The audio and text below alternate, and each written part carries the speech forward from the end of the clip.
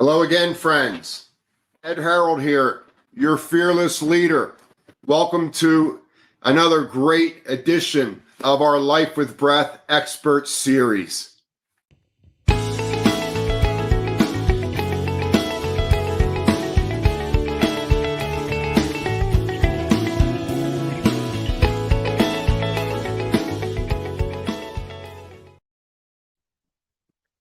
Hello again, friends. We have an amazing guest for you this week, and he's doing transformational work. And we're so excited to have Martin McPhilimey with us.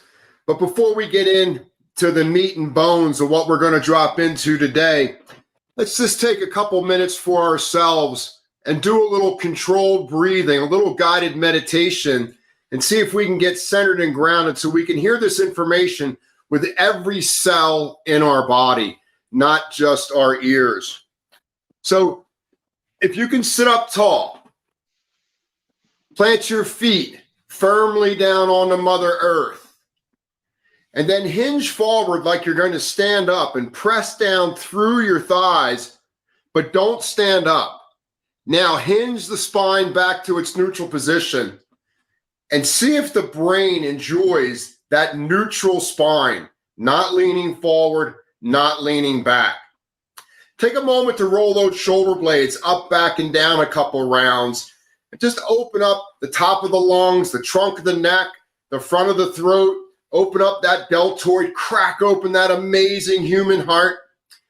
And then hold those shoulder blades back and down. Close the scapula and feel the sternum open with the feet pressed down. Bring your awareness to your face and let your eyes rest back in the sockets. Release and relax your low jaw and allow your tongue to rest on the upper palate. Become aware of your breath and begin to slow it down and breathe in and out through your nose.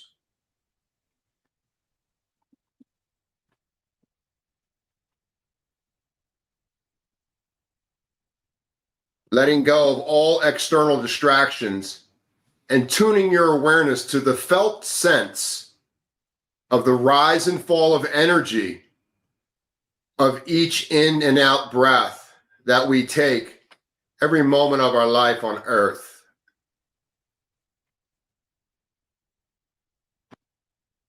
Try to stretch a little more air in and out without straining. And notice how that makes you feel. Working these inspiratory and expiratory muscles, opening up lung tissue. And then if you wish, you can shift your awareness to your throat, behind your vocal cords. You'll find a piece of cartilage there called the epiglottis at the top of your trachea. And if you can contract that while you're breathing, you'll hear the ocean off in the distance as if you're holding a seashell to your ear. And this helps stabilize the mind, relax the body.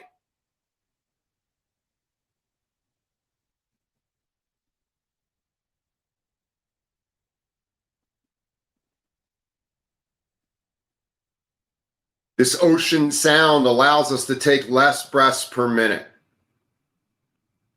strengthening cardiovascular function, optimizing neurochemistry, kickstarting fat metabolism as our primary fuel source in the body. So we're becoming more efficient. And then let's hold the breath in and out for 2 or 3 seconds after the inhale is complete and after the exhale is complete.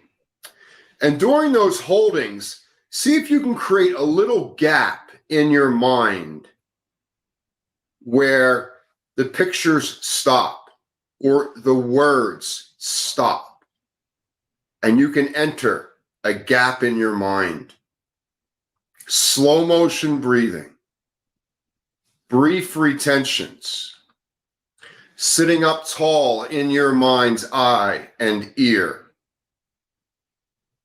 And start to eavesdrop on that deeper conversation that we all need to have with ourselves on a daily basis.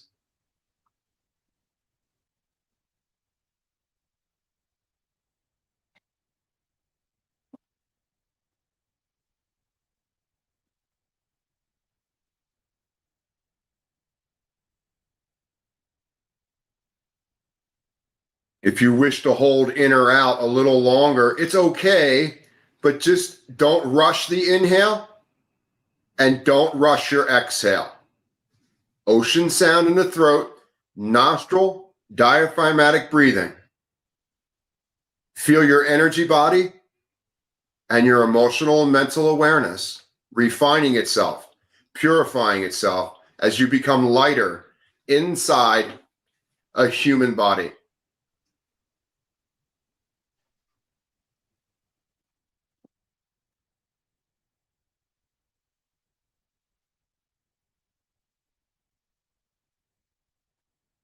Just another minute or so. Sense yourself doing your finest work.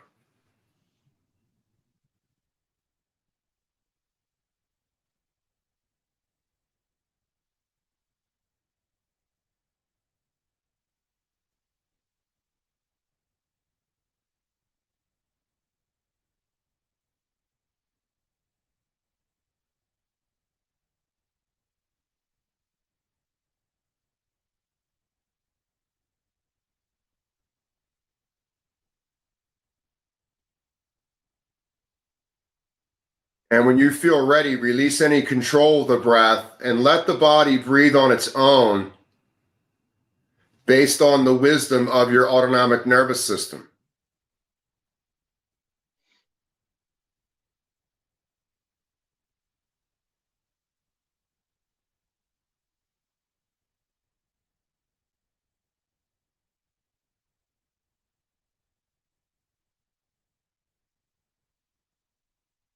And when you feel ready to leave the meditation, just gently open your eyes and relax.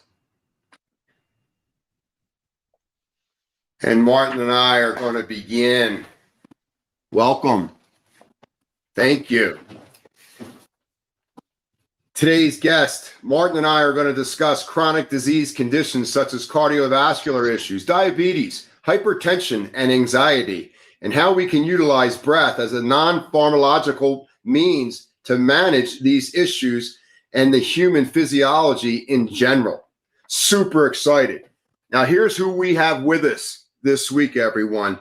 Martin McPhilimey is an international accredited respiratory and sleep scientist with more than 10 years of clinical experience. Having worked with thousands of individuals to improve their health and well-being, he now offers life coaching services for growth-minded individuals looking to enhance their well-being, finding their purpose, and achieve their life's goals. With specific focus on stress relief and anxiety management, Martin's coaching programs are designed to help you achieve your highest performance in any areas of your life. He teaches behavioral habits, tools, and practices that support people to live a more stress-free and focused lifestyle while minimizing the risk and burdens such as anxiety, burnout, and chronic disease. With a background in exercise physiology and years of practice in the health industry, Martin combines his knowledge and experience by using the latest evidence-based and practical principles to maintain a high level of performance with a healthy mind and a healthy body. His services include one-on-one mindfulness coaching, breath work, sleep management, athletic recovery.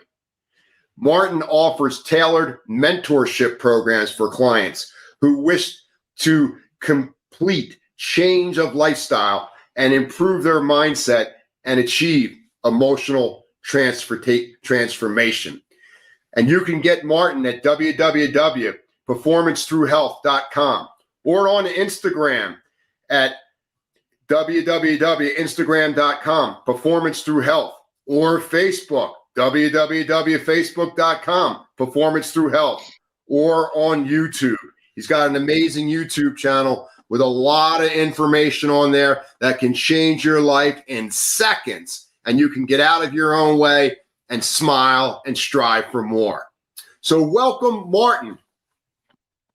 Ed, thank you very much for that introduction. That's very kind of you, and the meditation was very grounding as well. I actually really enjoyed that to get up this first thing this morning to talk to you. So I appreciate that. So where are you on the planet right now? I am over in Perth in Western Australia. It's just gone past 5 a.m. It's still dark here, and it's actually cold. We don't get the cold that much in this part of the world, but yeah, we went down to about 5 or 6 degrees at the moment. How'd you ever end up in Perth, Australia? Oh, look, I'm originally born in a place called Coventry over in the UK, in England. Yeah. But I've always wanted to live in Australia. So I've always been fascinated with exercise, fitness, sports. And when I was about 11 years old, the Sydney Olympics was on in year 2000. And I became obsessed with the Olympics and what it was. And it was this big celebration of all the athletes, the best sportsmen in the world getting together to compete. And I was like, wow, that looks like it's amazing. So it kind of cemented this idea that Australia was going to be fabulous for sport. And then a couple of years later, England went to win the Rugby World Cup in Australia when Johnny Wilkinson scored the drop goal at the very end. And I was a huge rugby player at the time. So when I was 15 years old, I just told myself that I wanted to be a scientist and that I wanted to live in Australia. So as soon as I got the opportunity, when I was 21, I'd finished my degrees. I was 24, finished my degrees, and I'd finished up training as a clinical scientist over in Nottingham in the UK. I looked for a job on the internet, and here there was a job going in Perth, Western Australia. I went for my dreams, applied for it, and ended up moving away. And here I am now, 6 years later. So you're living your finest life. I sure am. I always tend to, like with my mentorship programs, I try to teach people to go for their dreams and be confident to go for what they love, go for their heart, go for their passion. And that's what I'm doing now. So in fact, in Tuesday next week, I'm moving over to Bali over in Indonesia, where Ed Dangerfield, who we spoke to last week, is. So I'm going to be probably connecting with him to go and learn more about the breath from the freedivers, from the breathwork facilitators and the yoga communities. Do you get out in the ocean at all at Perth? Is there surfing out there and swimming and all the traditional water sports? Yeah, look, the beaches over here are absolutely beautiful. If you ever get an opportunity to come to Perth, we've probably got some of the best beaches in the world. The ocean is amazing. It's fabulous. You can travel all the way up the north coast, the west coast of Australia, and you've got some fantastic places, surfing, free diving, getting out in the ocean. A lot of windsurfing as well, because it's quite windy up over here in the summer months. We get something called the Fremantle Doctor come through, which is basically a draft of wind around about 2-3 p.m. and it just cools the air down, so it makes everyone get out there to the ocean. But you look like you're in great physical condition. There's a lot of clarity in your eyes. You speak very clearly. How do you think focusing on your breath and using different breath protocols have brought you this particular spot in your life? All right, look, Ed, I've been a respiratory scientist for nearly 10 years now. So I've worked with people who have COPD, emphysema, asthma, issues with breathing. So I know a lot about the lungs, but it wasn't, I would say, until 5 years ago when I moved to Australia, I went through a bit of a dark patch of real tough anxiety and depression because I went down a bit of a path that led me, into the wrong areas of life. And obviously having the family away from you, that was a bit of a struggle. Mm-hmm. And I came across slow breathing and meditation kind of serendipitously through a bit of a yoga practice, a yin yoga practice that I was following online to try and improve my mobility, because I'd noticed that I'd got a bit tight in the hips. And during this slow breathing breath work that they got you to do, it was an 8-second count in and a 10-second count out whilst you're in these long 5-minute yin poses. I felt my mindset shift in terms of, I'm an extroverted individual, but I found this internal world. I found an internal narrative running through my mind. And it was all of a sudden I would become more self-aware. And I become more aware of my thoughts, and I become more aware of how my thoughts are contributing to my anxiety. And that led to this journey of self-development and this journey of, an inner spiritual journey, should I say, of delving into my own mind. And I started to study psychoanalytic, like Carl Jung, Jordan Peterson, some of the depth psychology, and really delving into practices that could get me out of this anxious state. And I would say compared to 4 or 5 years ago, my confidence, my ability to talk, my practice online chatting has just been drastically improved. And that's some of the practices that I now help people with in terms of mentoring people, and just basically governing people to be better at what they want to do as well. I love that. I think that's one of the most efficient ways for human beings to begin to rewire how we navigate the internal landscapes of the mind and body, where we put ourselves in a gentle yoga posture, we slow our breath down, and we just face the music, and we try to stay in it as long as we possibly can. And I've worked with a lot of hardcore super athletes, and they come into this with, this is going to be easy. I can do this. I don't have to run a 5-minute mile or ride my bike at 35 miles an hour, or I don't have to hike up, the highest mountain in my neighborhood. This will be simple. You drop someone in a squat, or you put them in a bridge posture for 5 minutes. You tell them to slow their breathing down. They can't come down. All of a sudden, everything starts to come up that's unintegrated or unhealed. And just hanging in there with that experience and showing the mind that the body can do it. The mind's like, this is hard, or my leg's on fire, or I'm not flexible enough, or I'm not strong enough. And you just say to your mind, just one more breath, just one more breath, just one more breath. And then all of a sudden, that was like 10 minutes ago. And your body starts to shake, and you come out of it, and there's this euphoria of excitement and relaxation that merges together. That was my experience with it. I find it a great way to go find the truth on a regular basis. I 100% agree there. Look, when I first started practicing, I think I could hold 30 seconds, and then I would be holding my breath at the same time. And to try and integrate the breath into yoga when you've not ever done it before, it was almost just like holding that stretch. And then I remember like 30 seconds being tough. It was like, okay, this is real hard. And this is someone who is, now I'm a very athletic individual, and I hit heavy weights in the gym, like you're just saying. I like to go hard. So trying to slow down at that time was actually quite tough for me. But after a year or two practice, I was able to then learn to connect the mind, the breath to the body, to be able to deactivate the nervous system, to slow down as much as possible. And even at points, you kind of forget that you're in the pose, because it's almost like you're in such a meditative state that I was at points becoming unaware of my body, like I was slightly disconnected. I wouldn't say that I was always there, but I was able to get that to that point at nighttime before bed, and that allowed me to have some great sleep as well. What a great awareness for folks who might be having trouble sleeping, because really success, or the perception of success, most of the time comes with proper preparation. And either you're being prepared to succeed, or you're being prepared to fail. It's a razor's edge. And I never thought about doing a technique like that prior to bed, but I'm going to try it tonight. And I think that's a wonderful way for folks to set in motion that sleep cycle, because there's such a deep release taking place all over the place. When people think you just use your body weight with breath control against gravity for several minutes, it's hard.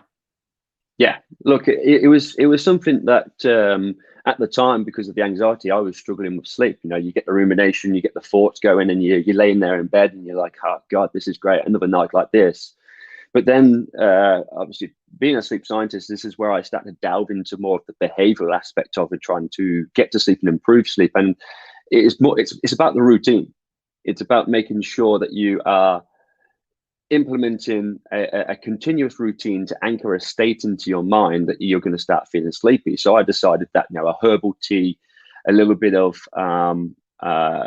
slow breath work with some yin yoga, and using like a scented candle in a dark room before bed. If I did that repetitively and over time, that was able to allow me to slow down enough that I pretty much would just roll over to bed and then just go to sleep. And it was some of the best sleep that I would ever get. So if anyone's out there who's struggling with issues like that, then certainly I would be implementing some kind of practice like that into your life to improve sleep.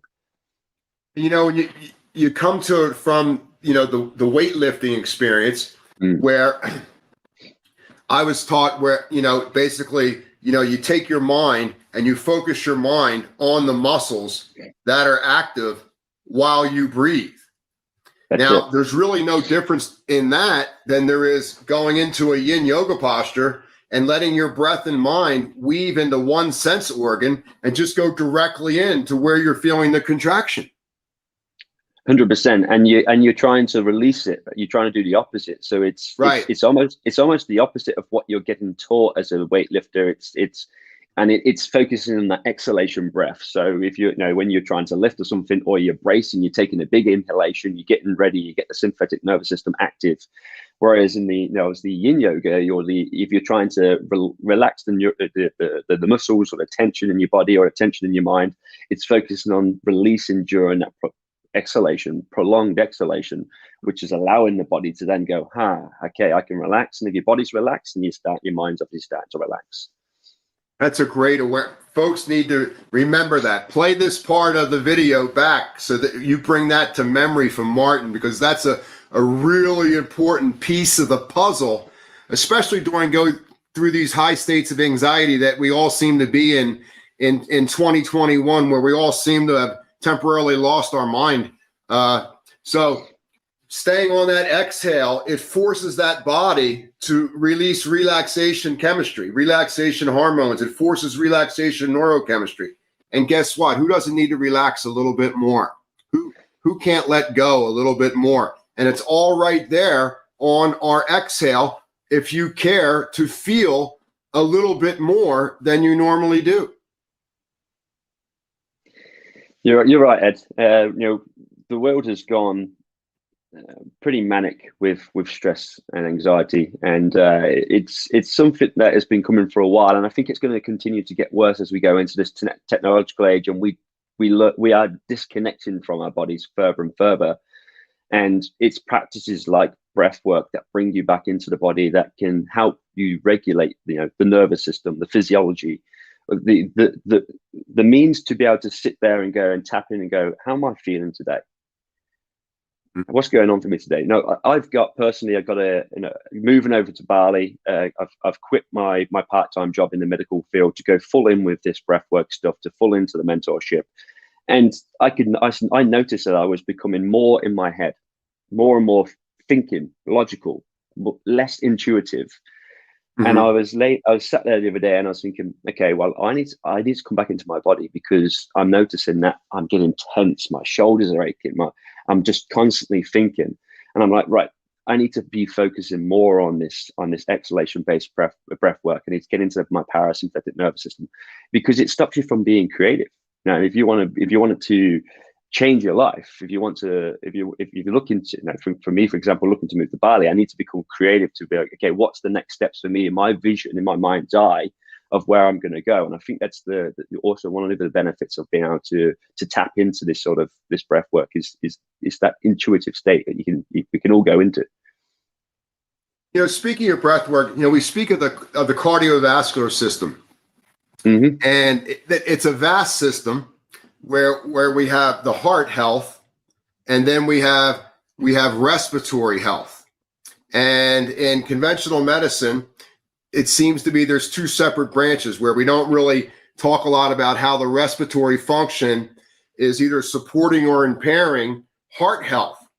Then when we start to break that down into two branches, and then we begin to build a breathwork routine, we begin to see that the lungs are these two huge organs that are available to us to support a healthy heart rate, to get us beyond states of hypertension in the heart. Can you explain a little bit about how you work with folks in regard to supporting the heart by strengthening lung function? Yeah, sure. Thanks, Ed. There's a few aspects that we tend to look at. Well, look, you've got to think at the connection between the two, and you're correct in medicine that they look at cardiologists and then you've got respiratory specialists, and they tend to separate it. Whereas when we breathe, obviously the diaphragm contracts, and that creates some more volume in the lungs. The actual heart then drops slightly, so the heart's slightly enlarged. Now, the blood pressure that then goes through the heart tends to slow down. We've got receptors in the heart that can detect the pressure. That then sends a signal through the sinoatrial node, which is the node that's setting the pace of the heart, to then send more sympathetic activity to increase the heart rate. So when we breathe in, we get an increase in heart rate, and the opposite happens when we breathe out. So when we breathe out and we get a decrease in heart rate, well, what we're actually doing is we're actually able to increase heart rate variability.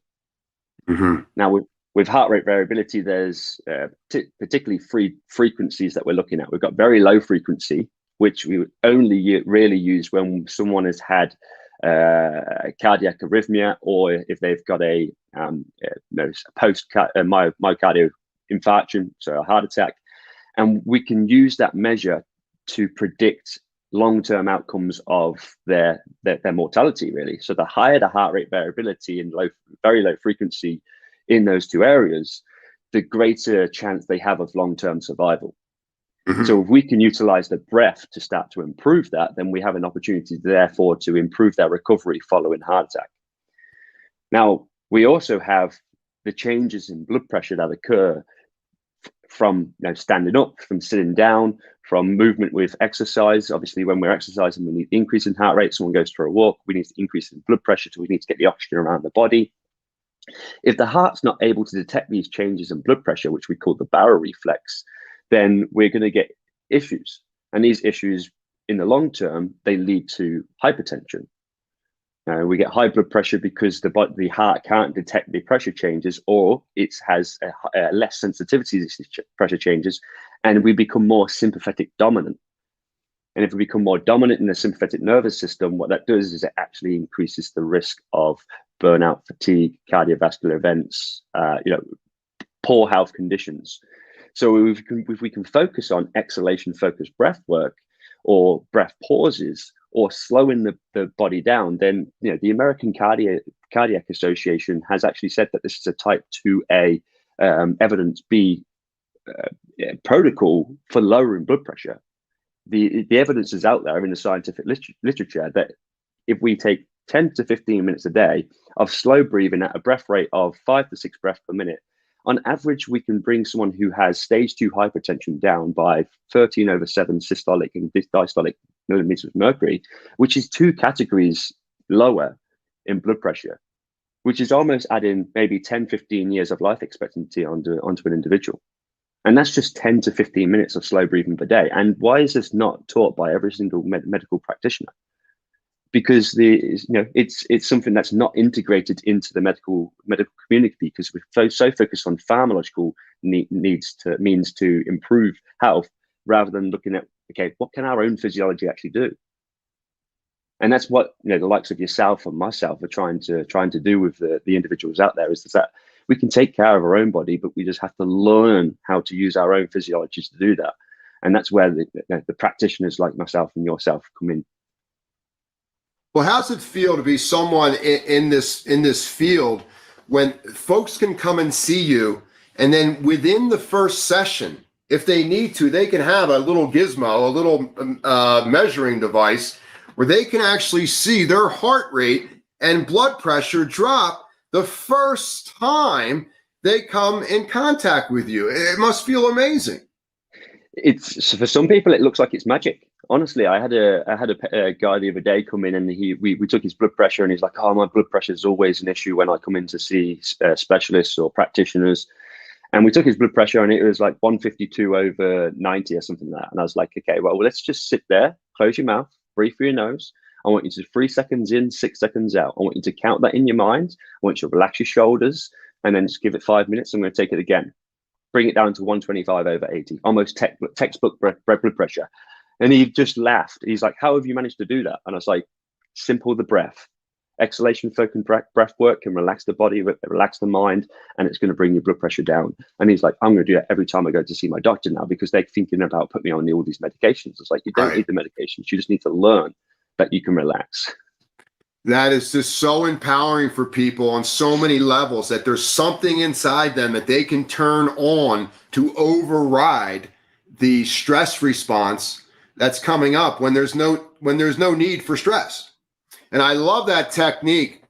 Exhale twice as long as the inhale. So if you inhale 3, exhale 6, inhale 4, exhale 8, inhale 7, exhale 14. I think that's a solid map that folks can wrap their math brain around, to remember that that is one of the major keys to rebooting the system on the fly, because life's not going to wait for us, to de-stress. We have to learn these skills on the fly.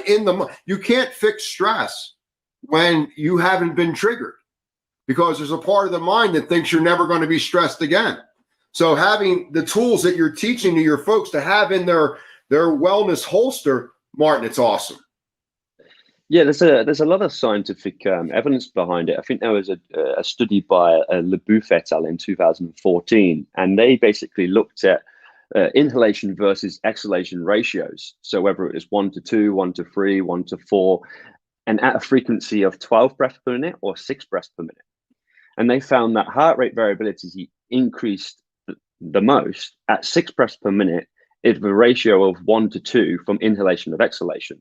So if you've got someone with low heart rate variability, which is in the high frequency domain, which means they're very sympathetic dominant or have a lack of parasympathetic control, if we're to implement daily exhalation-based focused breathing on a ratio of 1-2, then we can actually, over 8 weeks, I've had people double their heart rate variability, going from 22 SSID to 44, 46, the blood pressure coming down from 140/90 down to 120, 112/68. Resting heart rate going from 64 beats per minute down to 58 beats per minute. So we can see how, just from those clinical markers that are on these watches, we can get all this data from these watches nowadays.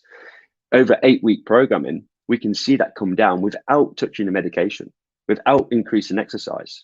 We're just simply 15, 20 minutes a day of breathing, and potentially adding in, after exercise, some breath control in terms of taking control of that breath and slowing it down as well.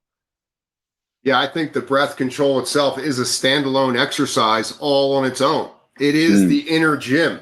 Now, you can add all sorts of accoutrements to that to even amplify and allow these programs to become even more powerful. But just the breath on its own, like if you have a day where you can't exercise for yourself and you can't get time for yourself, just doing these protocols while you're at your workstation, you're getting pretty much the same benefits as someone who's going to an exercise facility. Mm-hmm. It's really cool.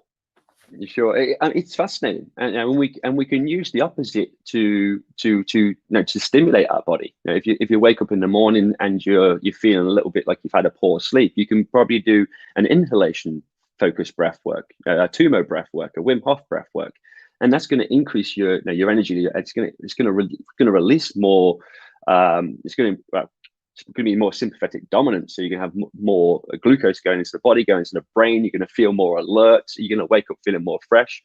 I just jumped in the cold shower just before I jumped on here, just to wake myself up a little bit. But you could just go for 10, 15 minutes and have the same effect. But what I love about the programs that I try to help people manage with their stress and anxiety is really have 4 aims. Now, the number 1 aim is ensuring that they have appropriate breathing mechanics to begin with, because a lot of people who are stressed and anxious, they're tight up across their back, and they're breathing up into their chest. They're breathing at a fast rate, and that is like that sort of breath work I just told you about. It's high sympathetic, it's high energy breath work, which if you're constantly like that, that's sending signals to your brain that is going, okay, hey, look, your perception is looking for fear all the time. And people with anxiety, they already have a threat detection bias. That they already go into a room and think everyone's staring at them and talking about them. They have that kind of story running in their head. And it's true. I've been there. But if if you could take away and you can drop the shoulders, breathe into your diaphragm, now allow your rib cage to expand, sit upright and breathe in, close your mouth in and out the nose, just maybe even do a few sighs, just a double inhale, just let it go. That's going to send the signals to the brain to say, hey, we're safe. Actually observe around you. You can be socially engaged. You can actually pay attention to the outside and stop worrying what's going on here. And in a moment, you can change that. So the first part of any kind of breathing protocol I take people through with like stress and anxiety is to just spend time doing that. Spend a week, 2 weeks, just focusing on just being able to improve that part of your breath, because that's going to have the most significant impacts. And it's the most basic form of breathing that we can do to improve, to get a large outcome. And then obviously we're trying to improve parasympathetic activity. You've also got the relationship between the mind and the physiology. So when people are feeling anxious and when they're feeling short of breath, we can teach them that through breath control after exercise. Or say, for example, you might get someone to do 10 burpees where they're feeling like in that high arousal state, but then try and close your mouth and take control of that breath and slow it down. Now, that's going to feel a little bit like someone's going into a bit of a suffocation. But if over time people can learn to adapt to that psychological sensation of feeling out of breath, short of breath, under duress, under stress, it builds their tolerance to that panic kind of system, which then builds resilience. So when they come into a situation where their breath starts to increase, they barely notice it because there's more of a psychological improvement in terms of their relationship, their physiology. They just know, okay, well, I'm just a little bit stressed now. That's fine. I can just control my breath. I can take control of it. I have the power over my body and over my mind through conscious control. Mate, it's amazing. Just this movement of this thoracic diaphragm down into the abdomen. It's amazing how many things that it's responsible for. It's almost like an organ in regard to how it interacts with the various nervous systems, the organs of the upper gut, the psoas muscles that connect the legs to the upper torso, connecting the lumbar spine so that we have that erect posture, and the shoulder blades, will fall back and down. This diaphragm is the most important muscle out of all 610 muscles, and we're never going to see it in the mirror. It's fascinating, and like evolutionary, how it's evolved to be. It's primarily like 76% type 1 muscle fibers. So it's an endurance muscle that has been adapted to have conscious control as well as autonomic control. And if we look at the actual muscle itself, it's the only skeletal muscle that we have that's actually inside our body that is under control, that is like, just if we don't even have to think about it. So to say that it's a skeletal muscle like our legs, like our quadriceps, like our biceps, over time, over the thousands of years, millions of years, there has to have been some kind of conscious practice to develop it into that type of muscle. And I think there's like James Nestor says in his book Breath, it's a forgotten tool. There's cultures out there who have practiced breath work for thousands and thousands of years and knew that there was an importance of this diaphragm to our natural healing mechanism. And we need to integrate that back into the West, because I think that's what's going to save. I personally do think it's what's going to save humanity, being able to go back to these old principles of old cultures and these techniques that we use, that is going to allow us physically, mentally, and spiritually to improve and stay grounded as we go into this technological age that we're moving into. Yeah, I think that, when we start to work with folks that are under a lot of hypertension, it's all locked up, around rib 1 and 2, the deltoid is pulled and the back is rounded over almost, like an ape. And, there's no movement of the diaphragm down or up because the breath is so shallow, and we're just exchanging this sympathetic cortisol on these receptors at the top of our lungs. And then we say to these folks, try to let your belly swell first on the initiation of the inhale, or try to exhale through your nose longer than your inhale. And all of a sudden, there's all this blockage psychologically where we have to retrain these muscles to remember how they were breathing when we were children. 100%. It's those learning patterns that we have as we get traumas happen through our life, as people get more stress, as they become depressed and their body closes up, they become small, they want to hide away, they don't want to be open to the world. And I think that's also that then impacts their breath. And this is very important when we're utilizing things like inspiratory muscle training. So inspiratory muscle training is like strength training for your diaphragm. It's a way to improve the strength of your diaphragm so it becomes more efficient. And this has been proven as a tool as just as effective as exercise and dietary means at bringing blood pressure down. However, if we're using an external mechanism, which is a tool that we can place in our mouth that has a resistance to breathe against, if we're doing it on a poor breathing pattern, we're only strengthening a poor breathing pattern. Right. And this is why it's always essential that the first key thing is that we're improving this breathing pattern to begin with, so that we're not training in the gym or squatting with a poor technique. It's just going to result in a back injury or hip injury or something like that. If we're training our diaphragm and we're doing that inappropriately, we're going to have negative effects if we do it appropriately. So the first key step is to ensure that we are getting appropriate diaphragmatic breathing. And then on top of that, we're adding this inspiratory muscle training.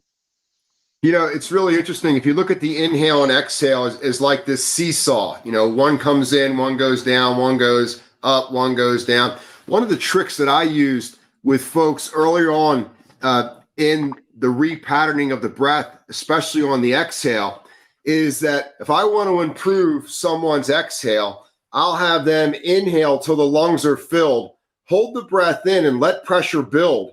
And then they'll organically have more volume to psychologically break through that pattern so they can exhale longer than they normally do. If I want someone to improve their inhale, I'll have them exhale and hold the breath out, and that'll create a natural vacuum to allow more suction to take place on the next inhale. And it's like you don't really have to do it. It'll happen on its own, and you're just sitting back in the mind watching the repatterning. Yeah, like that. I love that because on top of that, I like to use full inhalation breaths because someone asked me, is there any benefit to that? Because they hadn't heard of having any benefit to that. And for me, if we're focusing on exhalation focused breathing for improving stress and improving anxiety, then if we've got a full chest cavity, a thoracic cavity of air, then the body naturally wants to just release that. It wants to let it out and wants to get it out as soon as possible, especially if you're holding that breath for a significant period of 20, 25 seconds, 30 seconds, depending on the how advanced one is in their breath work program. Then being able to actually still control that breath for 8 or 10 seconds once you're at that, fighting that elasticity of your lungs to come back down again. It's almost like, okay, well, I'm stressed here. I'm holding this breath in, but I've still got to control that breath out. It's teaching the body still that even though your mind is saying, I need to release this, that you still have control. And right. A lot of people who have anxiety, they believe that they don't have any control of their life. So if you can teach them to have just physical control of any part of their body, then it kind of like it expels out into their life sort of thing in other areas. It says, actually, okay, well, I now have control of who I am, what I can do, how I can control my mind and my body and my my essentially essence of this part of me. I can then start to take more control of what's going on and happening around me in my life too. Well said. Well said. I have this opinion that feelings, how we feel about something, controls our cognition of that subject or object. So the more that we can feel our thoughts, which happens organically when we can lengthen our exhale, you will be forced to feel these thoughts longer. It's really powerful in neuroplasticity, where you can feel thoughts, discard the part that you've become aware of that is now a non-truth. Attach yourself right now to the truth you just discovered, and then you've rewired your personal awareness. 100%. Look, there's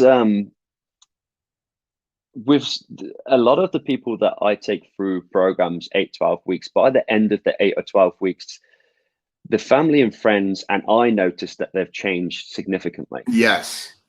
And I've had multiple people decide that they need to get out of their careers and change their careers because they've discovered that it's their careers that are not, that's causing the majority of their stress, or it's their managers that are causing the majority of the stress, or it's a family member or a friend that's causing the majority of stress, because they're a heightened self-awareness, just like you were saying, Ed, is through this practice. It's a mindfulness practice, but also through that exhalation practice, you have to face the truth. You know, one thing I really, excuse me. Yeah. Excuse me. Are you complete? Yeah, you go for it. Okay. You know, one of the things I really love about what you're bringing to the table is that when I started out in this field in the 90s, 95, 96, you know, we still were of the mindset that, you know, you could go for it in your life, in your workplace. You could shoot for that big business, that big CEO and the paycheck and all of that, but you would have to sacrifice your health to get that. And one of the great things that I think has evolved in the last 25 years or so, and I think what you're trying to bring to the table, is that you can have it all. You can have high performance with solid health markers if there's just a few fundamental boundaries that you stick to during your workspace time. That's why performance through health exists. From what I'm observing in my clinical practice is that by the time that people hit 35 to 45, as they become so focused on their career, so focused on wanting to achieve the next thing in life, that often they do forget about their health. And then they come to see someone like me that has to then, put them on a CPAP machine because they've got obstructive sleep apnea. Potentially they've been smoking all their life and they've got lung damage, or they're overweight, they're obese, they've got diabetes. And then all of a sudden, they're spending all their money and their time in the medical field put on medication, and their energy drops, their focus drops, and their performance falls off, and their career starts to fall away early. Whereas I believe that if people value health first, then you've always got that performance tomorrow.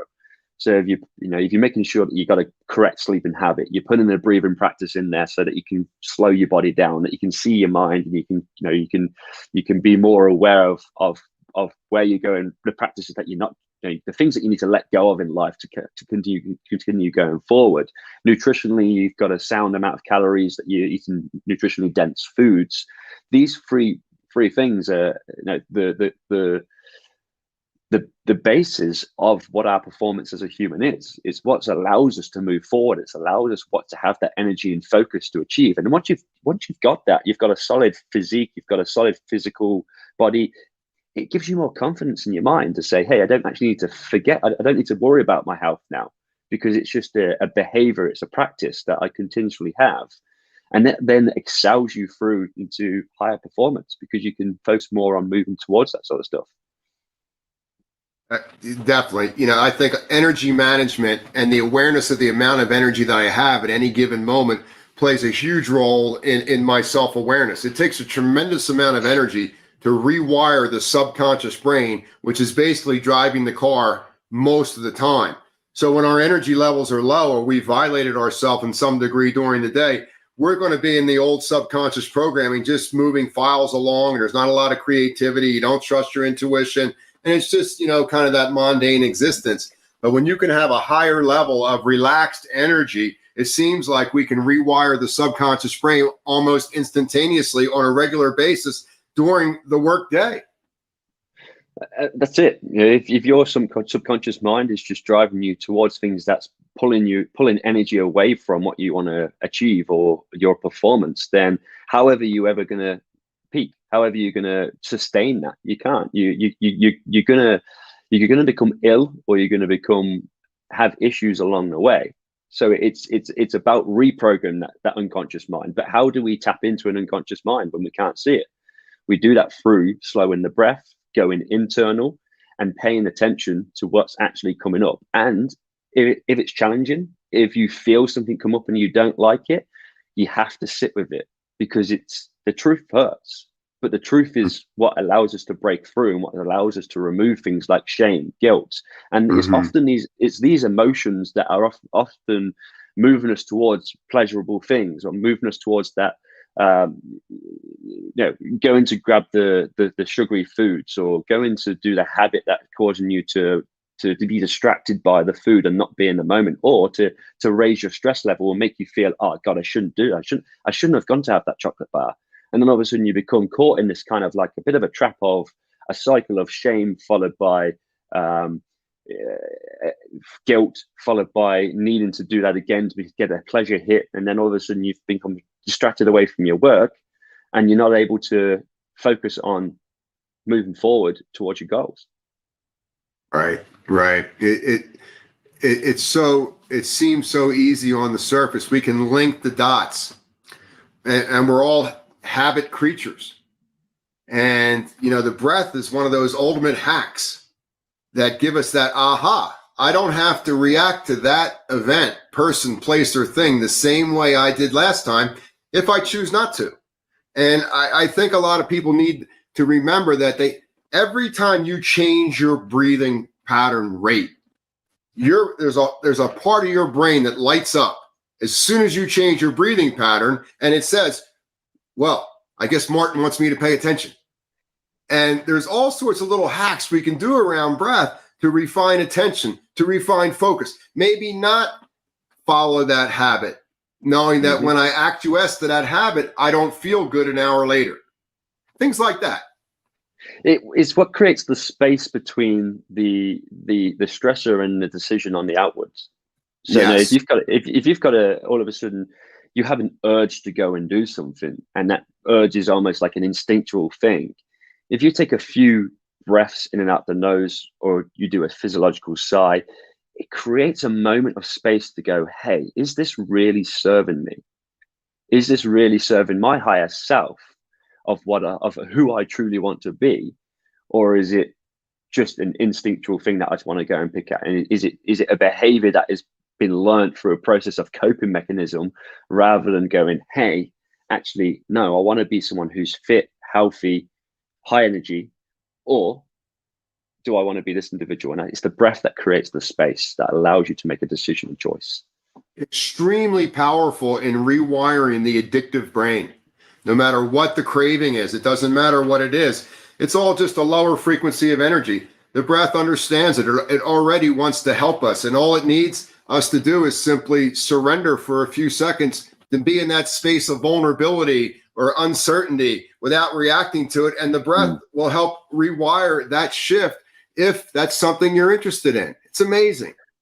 It is. And I think touching back on what you were saying earlier about actually feeling the emotion, emotions are just like this energy in motion. It's like the wind. It passes by, it passes through. So rather than feeling something and then not wanting to feel that, so then seeking pleasure, it's actually, okay, well, just spend a few moments with the breath and just feel that guilt, feel that shame, feel that worry or concern for maybe 2 or 3 minutes, and it will pass by. And once it passes by, you won't need to go and use the coping mechanism that you've been spent your whole life doing. So that's definitely something that you touched on earlier that you've just brought back to the surface now. I have this saying that if you continue to push away pain in your life, you'll never fully understand pleasure. And folks, pain is simply an opportunity for pleasure. It's not personal. It's not against you. It's not for you. It's just energy. And it's something that's on your plate. And whatever it is, you can handle it. There's something inside you that you can tap into that you can't see right now, that you can transcend that pain. And you don't have to turn it into pleasure. All you have to do is neutralize it viscerally, so that the next time that pain comes up, there isn't a shortness of breath. There isn't a contraction in your gut. Your adrenal glands don't fire off. Just get it to neutral. And if you can get it to neutral, there's an inherent goodness in all humans that will organically and naturally turn it into pleasure and positivity. Yeah, there's been times where in my life I've been suffering and I've not wanted to feel that suffering at all. So I've just escaped it. through means of moving towards foods, pleasurable stuff, but then you don't get to experience the niceties of those sort of things as well, because it becomes Right. such a routine and a habit that, like you were just saying, if you're not able to feel pain or allow yourself to feel pain, how are you able to feel things like bliss, joy, gratitude? The three most powerful emotions that we have as a human to experience this amazing life, thing we call a consciousness life, is that if you can't feel suffering, guilt, shame, you can't feel bliss, pleasure, gratitude. And Right. that's where I think it's important to have those practices of letting go, feeling anything through the breath, through sitting with it. It's the breath that regulates and allows you to go, hold on a second, I actually can get through this. Because once you start to slow that breath down, you'll notice that actually you're changing the physiology, you're changing the feeling just through breathing. And it's why it's so important in childbirth. It's the amount of pain there is in childbirth, but it always goes on to that focus of the breath, focusing back to that breath, because we can neutralize that pain, and therefore we can have something like the enjoyment and the gratitude to females going through childbirth. So well said. I've worked with pregnant women before, and I've given them breath protocols as the dilation takes place. And they said, Ed, it was hard, but it was amazing and efficient. One of the things about the breath work, I'm sure you know, is it's so efficient. It almost, we can't believe how efficient we become, with our mind, with our body. One of the things I wanted to talk about and get your take on is diabetes. And diabetes is on the rise around the globe. What are some of the strategies that you're using to help folks, Martin? Look, diabetes is obviously you've got type 1, type 2 diabetes, but we can utilize slow breathing to manage this, or as an adjunct to diet and medication. So it really depends on the severity of an individual and the level of diabetes they've got. But the research suggests that slow breathing can, again, it just comes back down to this nervous system. If we're tapping into that parasympathetic nervous system, then we can slow down the release of glucose into the body. And if we can do that, then we can manage our insulin sensitivity better, or we can manage our glucose better, so we can get greater insulin sensitivity, so that the body can actually utilize the fuel better when we're slow breathing. So, for example, if I've got someone who is managing their diabetes regularly through diet, I might then have them, if they are going to consume carbohydrates, following that, then I might get them to be spending 10-15 minutes of some slow breathing to ensure that their body's digesting it, that there's the sugars and the carbohydrates in their body, that they're getting utilized better and better managed as we go into this parasympathetic nervous state. So that's probably one of the tools that I would particularly use with people who are diabetic, on top of things like exercise and ensuring that they've got a healthy diet as well. So very good. With diabetes, it's really focusing on just making sure that you have a continuous practice and utilizing it at the right time, whether that's before bed, where people with diabetes can have an increased risk of things like obstructive sleep apnea, which is a sleep breathing disorder. And if they have apneas in bed where their oxygen levels are falling because their airways are collapsing or they're not breathing properly, that can increase the release of sugars at nighttime. So it might be putting the breath practice in first thing in the morning if they check their blood sugars and they're high. And just by doing that post eating and in the morning, or checking at times where their blood sugars are raising, then having that practice and that pattern, the body can almost get into that synchronicity of, okay, this is how I can manage my sugar levels better. And that will then tap in throughout the day to try and keep a more stable sugar throughout the day as well.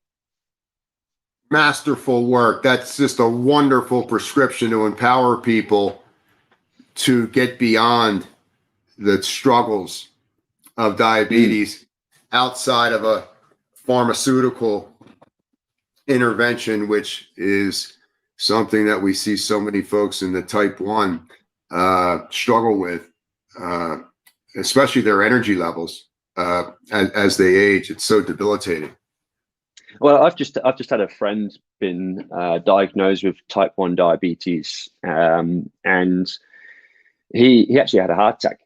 He's 27, and he had a heart attack, and he goes to the gym, he works out a lot, but he was overloading himself. He works FIFO, which basically is the miners that over here in Western Australia. There's gold mines that they go and work up in the north of Australia, and it's a pretty it's 12-hour gruesome days. And then he's trying to train on top of that, but then he also likes to have a beer with his mates because it's the culture up there.